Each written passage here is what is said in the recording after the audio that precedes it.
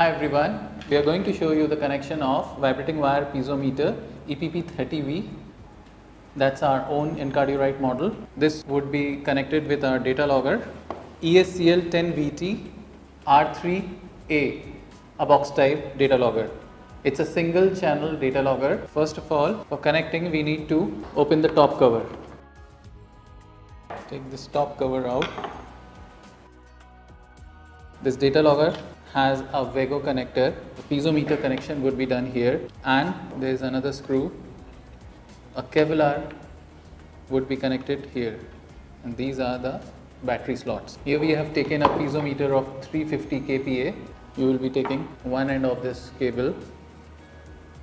It has red and black wire for frequency and green and white for thermistor, and this one is for shielding. This yellow is Kevlar.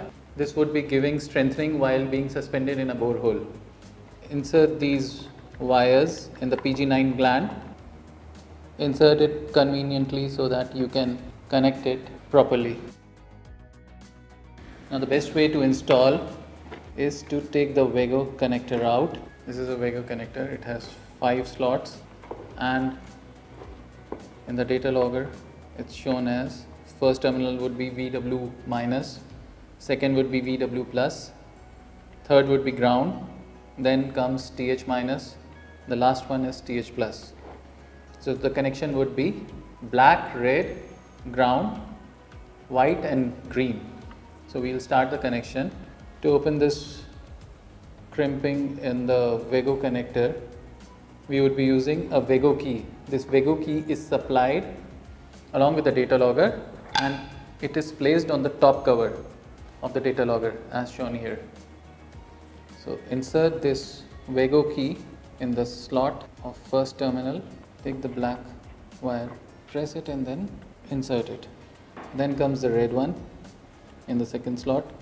Then comes the ground. Then in the fourth terminal comes the white wire.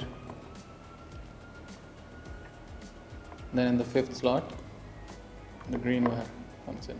This completes the vibrating wire piezometer connection in the vego connector, and this Kevlar would be connected in this screw. It would be tightened along with this screw. Open this screw. This is a reel carrier. Just roll this Kevlar around this reel holder, and you need to put a Fevikwik on top of it so that it gets fixed, and then take this